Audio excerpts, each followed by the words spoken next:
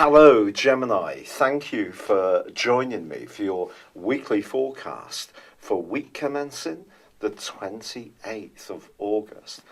This week begins with Saturn, the planet of structure, which has been influencing your relationship sector for more than 2 years, forging a link with Jupiter, the planet of growth, in the most exuberant, outgoing part of your situation. If there is a relationship in your world, it doesn't have to be a romantic one, where you just can see some very solid signs of how you're cooperating more and more with the person in question, then this can give you a great sense of comfort.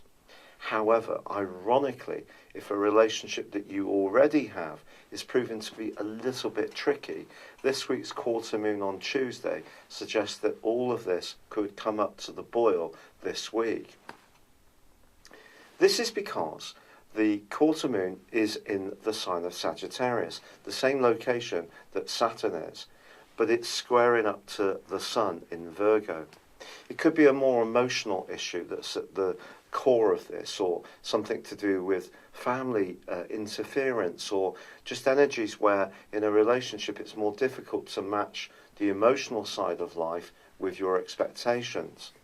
So there is a bit of a dichotomy in that regard, that's for sure, but Mars is forging a fantastic link with Uranus, and if you are wanting to be more go-getting and break out of any restrictions, this is a terrific aspect. But it can also see you perhaps being a bit edgy in your approach and perhaps making some snap decisions. Certainly your mind will be very, very wired up by this.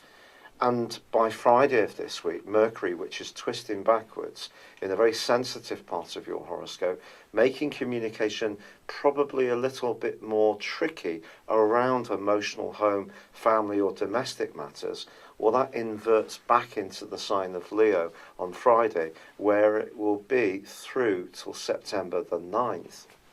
Now, of course, we've recently had the solar eclipse in this sign, which is very much about your communication, but it's also asking you, this particular retrograde now, to be very precise in all you do around contracts, travel, any information you type or send. But by the end of this week, the Sun goes into an opposition with Neptune. There could be something that evolves for you where you're not quite sure of where you stand. And it's almost as if the circumstances are drifting, altering, and changing all of the time, which can actually be a little bit hard. It's almost like the foundations are moving under your feet. This can be particularly so if you're very idealistic and hopeful in terms of your worldly aspirations. I think how you feel about things remains a very important part of this period of time, Gemini. And although you do have that wonderful solar eclipse energy still pouring into your situation, and of course Venus is in a gorgeous location just now, there can be some very positive contacts and delightful conversations, but I think the central theme is it all has to feel right. And when it doesn't feel right, you do really need to listen to that. It's been a real pleasure being with you. Thank you for joining me. Good luck and goodbye for now. Hello, thank you so much for watching my video. I'd love you to join me at my Horoscope Ace app. You can find this at www.horoscope-ace.com. You can use it through Android, iOS, Apple or Facebook. Check out your ascendant or your moon sign or download your free birth chart. There's all your favourite videos, plus there are daily, weekly, monthly and yearly horoscopes for general, love, Chinese and Indian astrology. If your passion is tarot, there's my brilliant 3-card money or love tarot readings too.